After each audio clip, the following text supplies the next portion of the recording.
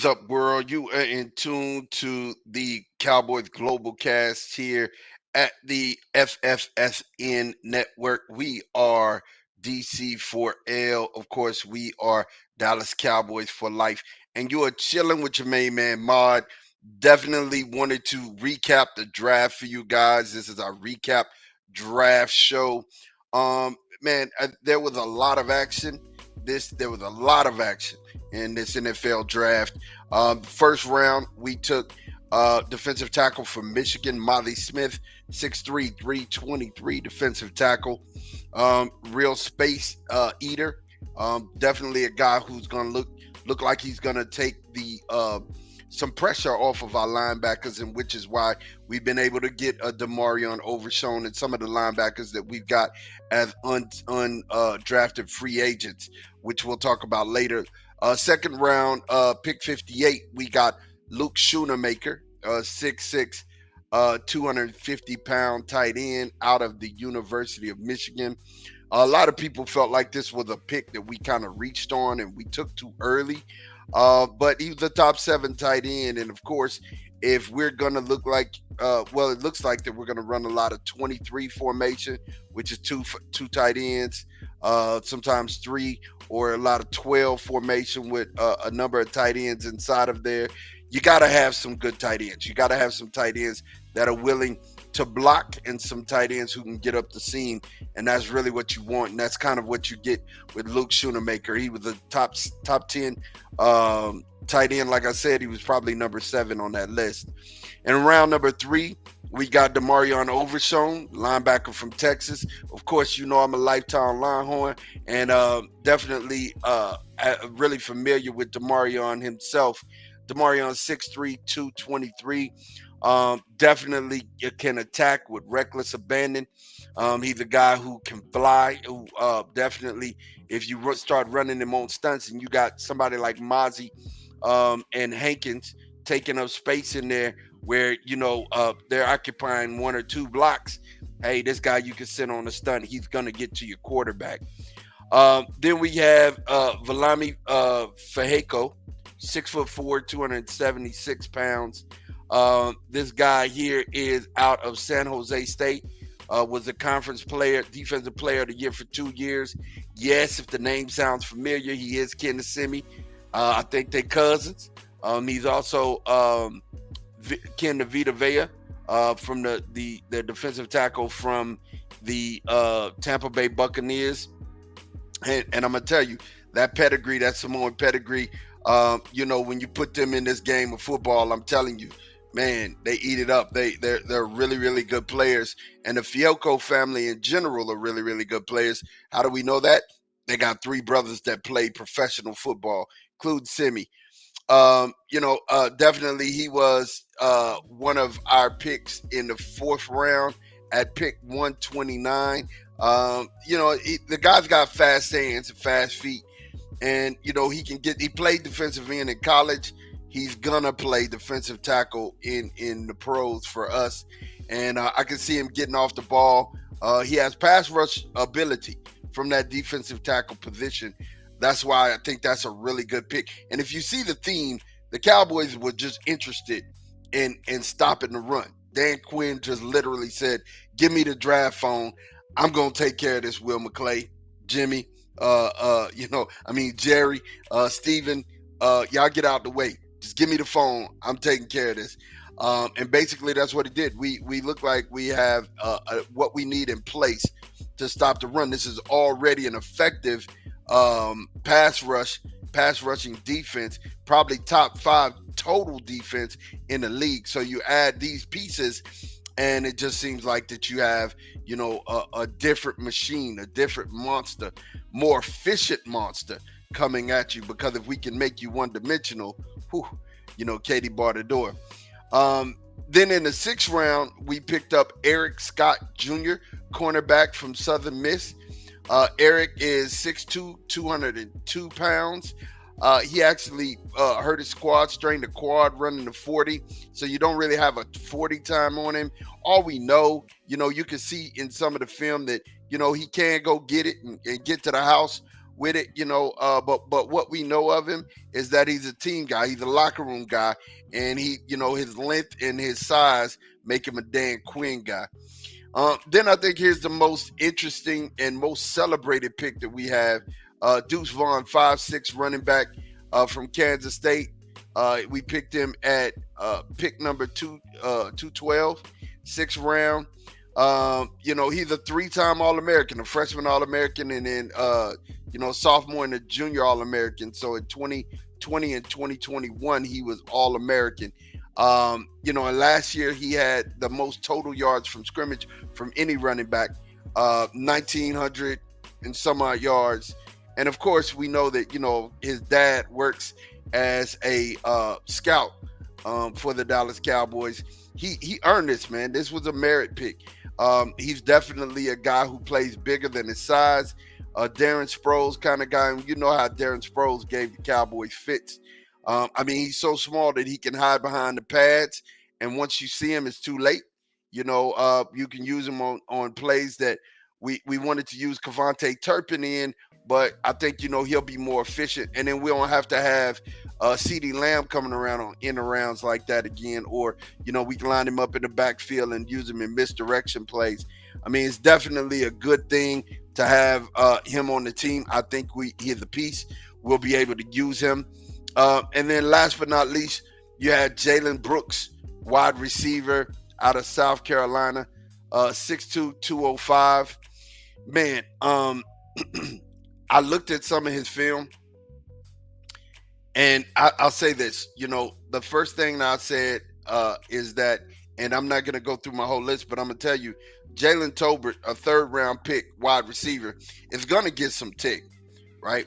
I think I don't know if this guy Jalen Brooks makes the actual squad, but to have depth at the wide receiver is a good thing because you never know what's going to happen. Excuse me, you never know what's going to happen as the year plays out, and you're just praying that we don't get bit by the injury bug. Now, a lot of things that we're seeing happen over that I think was really good. Because we got the 2023 Dallas Cowboys undrafted free agents list to add to our draft. And whoa. We got a couple names that stuck out to me and a couple people's tape that you got to go investigate and see they tape. No, it rhymes, not trying to, but you got to investigate and see they tape. Fullback Hunter Lipke from North Dakota State. He signed with us.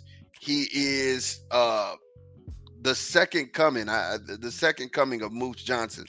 A lot of things he can do, catching the ball out of the backfield, being able to be an efficient runner. Definitely, one man's not gonna take this guy down. He runs with brute force, and he is a great blocker.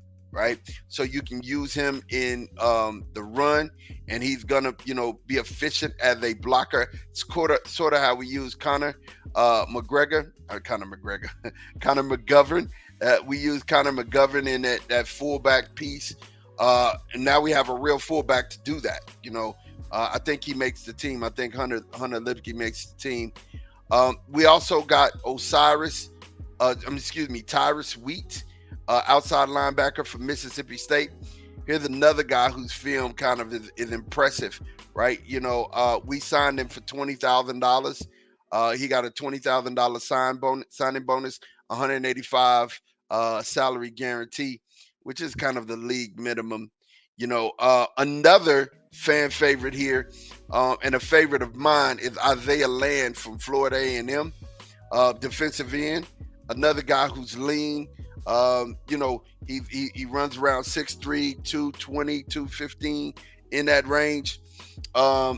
He's small to be an edge, but basically you could put 20 to 30 more pounds on him, and that guy can kind of help out on the edge. I think he's going to be a good special teams player this year while he's growing into everything. And just two other players, to me, there were more that kind of jumped off the page. Offensive tackle Earl Bostic from Kansas, definitely signed here with us, same kind of deal, $200,000 guaranteed.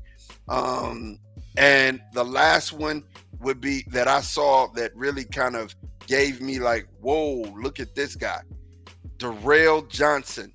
Darrell Johnson from Liberty, outside linebacker. Hey, I do know that they didn't play top 5 college football, but man, I mean, if you look at some of the things that this guy is doing on tape, it's very impressive. Very impressive indeed. Very impressive indeed. And we added one more tight end that you might want to know about, Princeton Fant, cousin to Noah Fant. Name, is familiar.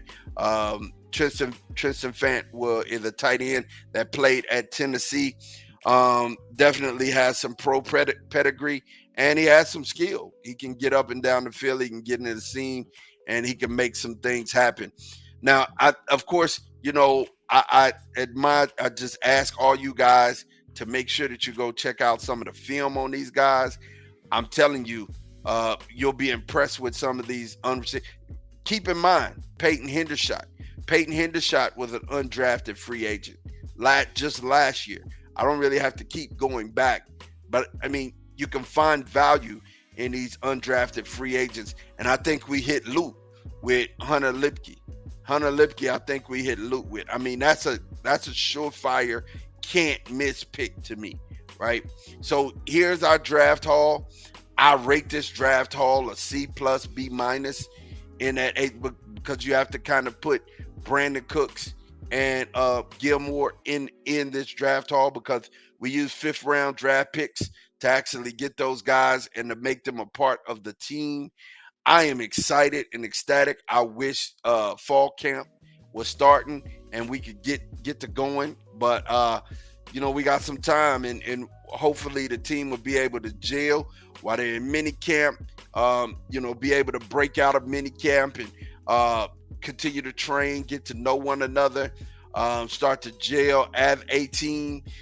We have a lot of good pieces, and I'm going to tell you what my prediction is, and I'm going to say it with my chest. That's why this episode is called Say It With Your Chest.